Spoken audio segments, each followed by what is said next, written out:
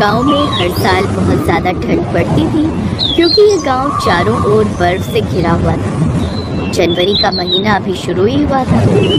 गांव के सभी घरों की छत सुबह सुबह ओस की चादर से ढकी हुई रहती थी। ये ठंड का मौसम अमीरों के लिए बहुत सुहाना होता है, पर गरीबों के लिए तो मानो उन पर पहाड़ टूटने जैसा होता है।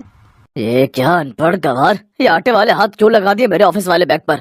जी वो रसोई में बर्तन धो रही थी, आपने जल्दी में बुलाया तो पानी वाले हाथ लग गए इस फाइल पर। अरे तो गवार हाथ पहुंच लेती, इस गवार में भी जरा सी अक्ल नहीं है। राजीव गुस्से में ऑफिस चला गया। शिखा उदास होकर घर के कामकाज में लग गई, लेकिन अंदर ही अंदर उसको राजीव की वो बात खाए जा रही थी। लेकिन ये तो उसका रोज का था, वो हर रोज उसे ऐसे ही सुनाता। अब मेरे माँ बाप गरीब थे, वो मुझे पढ़ा नहीं पाए, इसमें मेरी क्या गलती। न जाने मेरे माँ बाप ने भी क्या सोचकर मेरी शादी इनसे करवा दी। इन्हीं सब परेशानियों में शिखा उलझी रहती। फिर एक रोज पता चला कि शिखा गर्भवती है। राजीव को लगा कि उसे बेटा होगा, लेकिन जब 9 महीने बीत गए तो शिखा ने बेटी को जन्म दिया, वो भी एक नहीं 2। उसे जुड़वा बेटियां हुई थी। अब तो शिखा उसे और भी चुभने लगी थी। ऐसे 5 साल बीत गए, लेकिन अब राजीव इन सब से थक चुका था। फिर एक रोज, इस गवार से शादी करके तो मेरी जिंदगी खराब हो गई। अगर मैं इसी के साथ उम्र भर रहा तो मेरी तो बाकी की जिंदगी भी खराब हो जाएगी।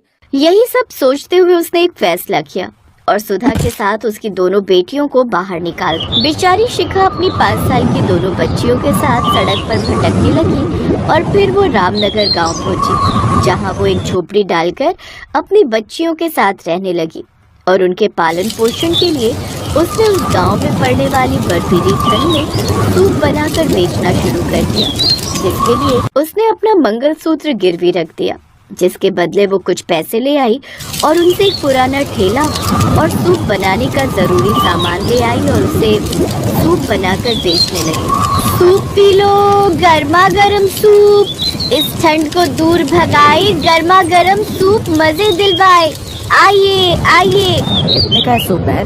जी सिर्फ 50 रुपए। जरा तीखा वाला बनाना तो। जी भाई साहब अभी बना रहे। कड़कड़ाती ठंड में सुधा सभी ग्राहकों को गर्मा गर्म सूप बनाकर देती, जिससे उसकी कमाई होने लगी।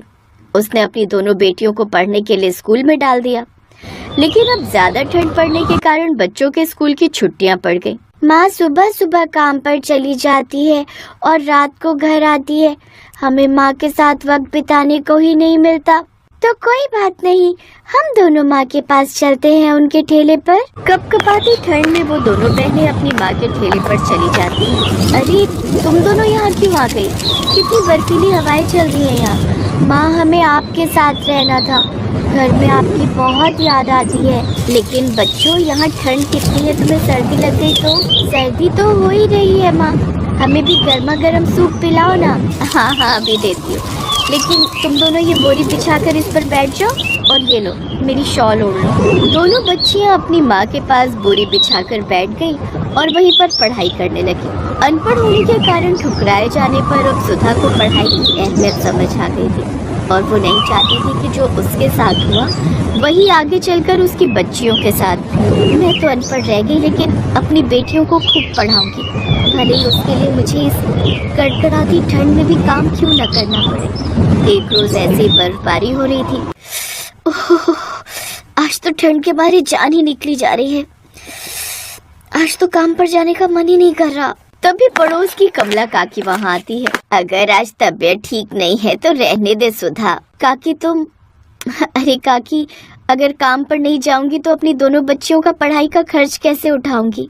जब इनके बाप को इसकी नहीं पड़ी तो फिर तुम्हें क्या पड़ी है? कैसी बातें करती हो काकी, भले इनके बाप ने इनको छोड़ा हो, लेकिन मैं तो इनकी माँ हूँ, मैंने इनको जना है, भला मैं इन्हें कैसे छोड़ दूँ? ठीक है, फिर जैसी तेरी मर्जी। ये कहकर सुधा अपना ठेला लेकर कड़कड़ाती ठंड में काम पर चली गई।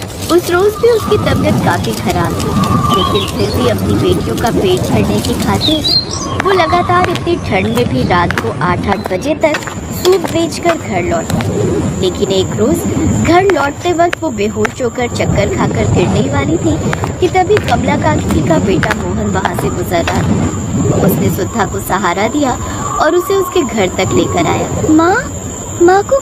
तभी कमला काकी भी वहाँ आ गई। मोहन ने सुधा के हाथ पांव रगड़े, जिससे उसके शरीर में थोड़ी गर्माहट आई और वो होश में आ गई। भगवान का लाख लाख शुक्र है, तुम बिल्कुल ठीक हो। मैं तो डर ही गया था। कमला काकी मोहन के चेहरे की वो घबराहट देखते ही समझ गई कि मोहन मनी मन सुधा को पसंद करता है।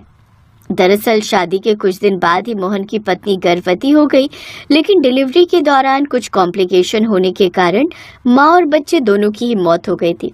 तब से मोहन हमेशा उदास ही रहता, लेकिन सुधा की अच्छाई उसको भा गई और दिल ही दिल वो सुधा को पसंद करने लगा था। और ये बात कमला काकी भी अब समझ गई थी। देख सुधा, मैंने मोहन के चेहरे पर तेरे लिए वो फिक्र देखी है। वो तेरा सच्चा हमसफर बन सकता है। मेरे मोहन में कोई बुराई नहीं है। वो तो बस उसकी किस्मत ही खोटी निकली जो बच्चा और बीवी दोनों एक साथ इस दुनिया से चले गए।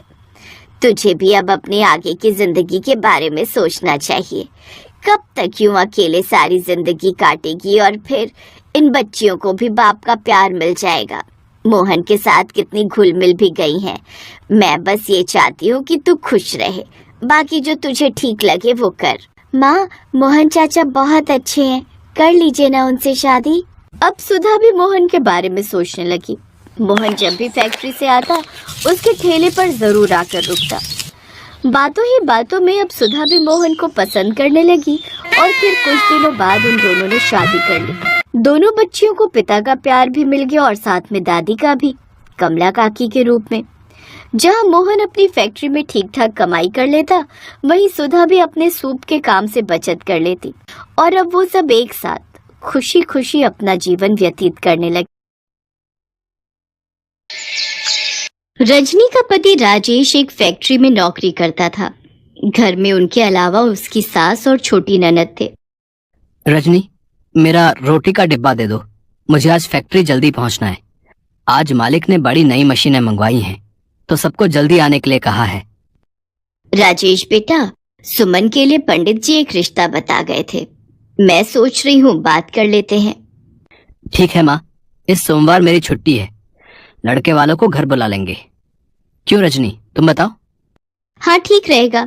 मैं घर पर ही कुछ अच्छा खाने का बना लूंगी। ये बढ़िया बात है।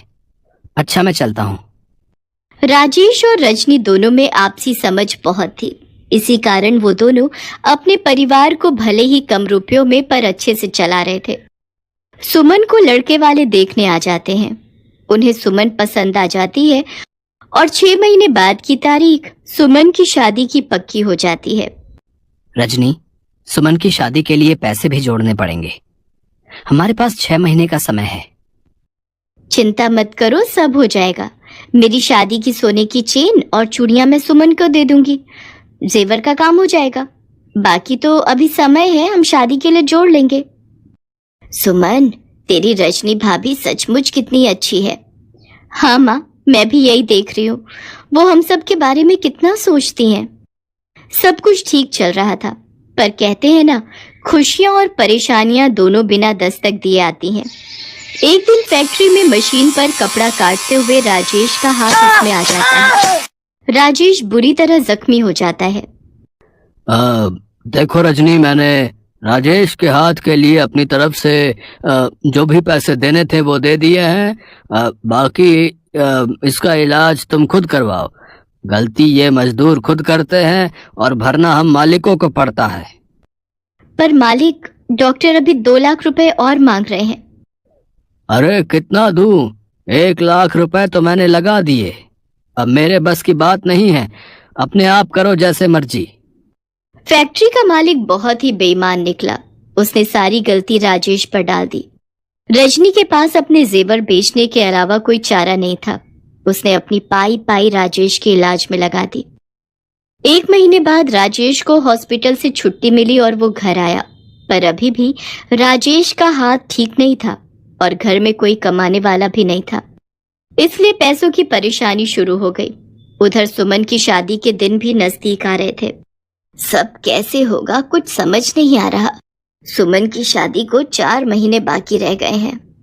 माँ जी, आप चिंता मत करो। जब तक मैं इस घर में हूँ, इस घर पर कोई आंच नहीं आएगी। मैं काम करूंगी माँ जी। पर रजनी, तुम क्या काम करोगी? कोई ना कोई काम मैं ढूंढ लूंगी।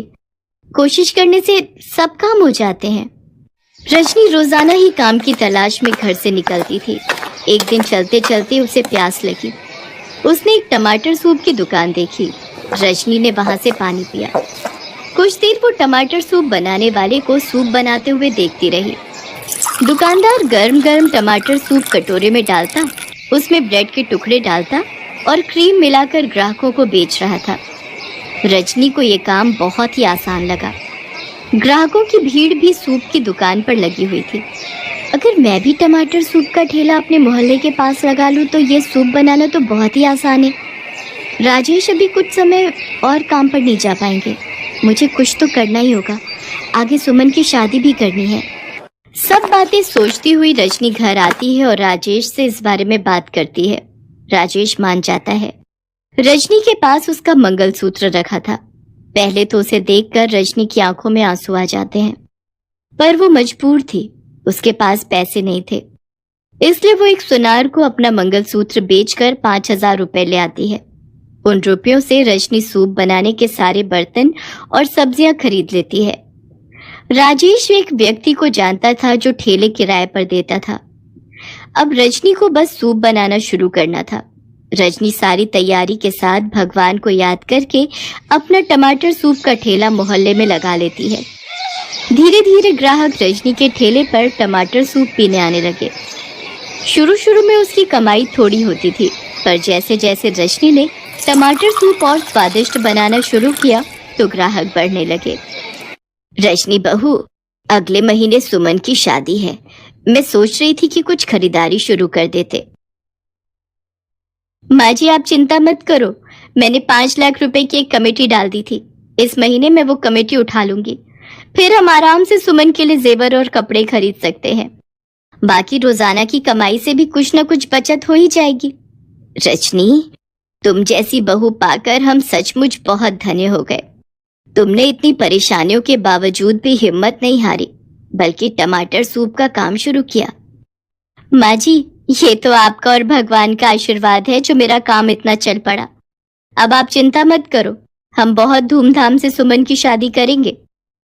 रजनी ने टमाटर सूप घरों में ऑनलाइन डिलीवर करना शुरू कर दिया। धीरे धीरे रजनी की मेहनत से उसका टमाटर सूप का ठेला चल पड़ा। राजेश की तबीयत में सुधार था।